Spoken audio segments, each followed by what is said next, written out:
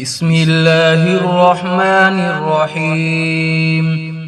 تبارك الذي بيده الملك وهو على كل شيء قدير، الذي خلق الموت والحياة ليبلوكم أيكم أحسن عملا وهو العزيز الغفور، الذي خلق 7 سماوات طباقا ما ترى في خلق الرحمن من تفاوت فارجع البصر هل ترى من فطور ثم ارجع البصر كرتين ينقلب إليك البصر خاسئا وهو حسير، ولقد زينا السماء الدنيا بمصابيح وجعلناها رجوما للشياطين وأعتدنا لهم عذاب السعير.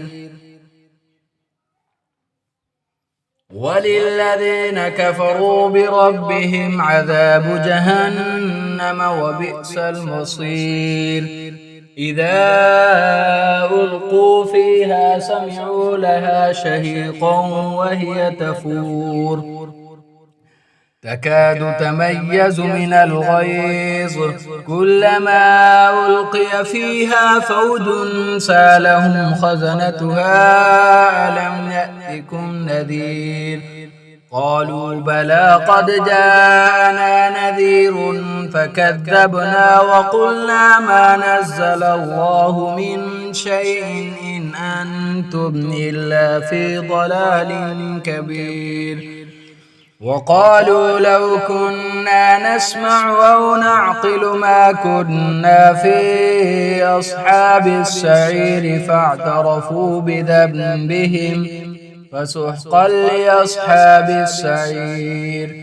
إن الذين يخشون ربهم بالغيب لهم مغفرة وأجر كبير.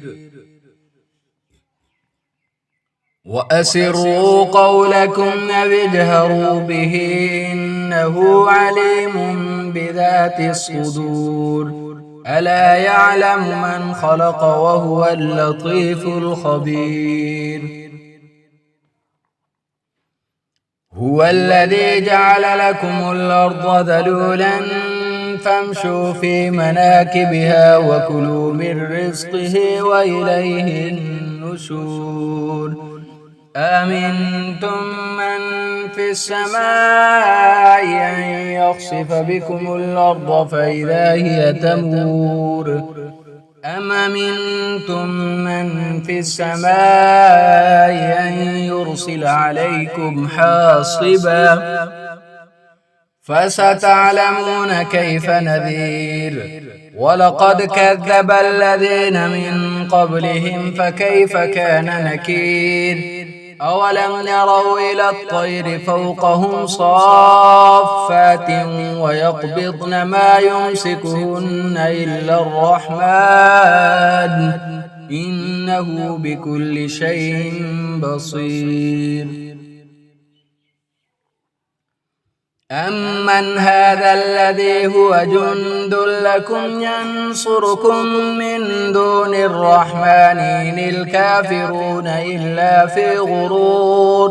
أمن هذا الذي يرزقكم إن أمسك رزقه بل لجوا في عتو ونفور.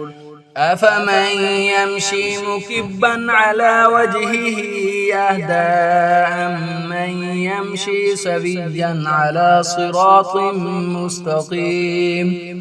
قل هو الذي أنشأكم وجعل لكم السمع والأبصار والأفئدة قليلا ما تشكرون.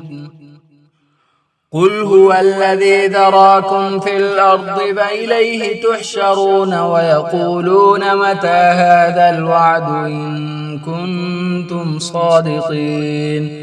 قل إنما العلم عند الله وإنما أنا نذير مبين.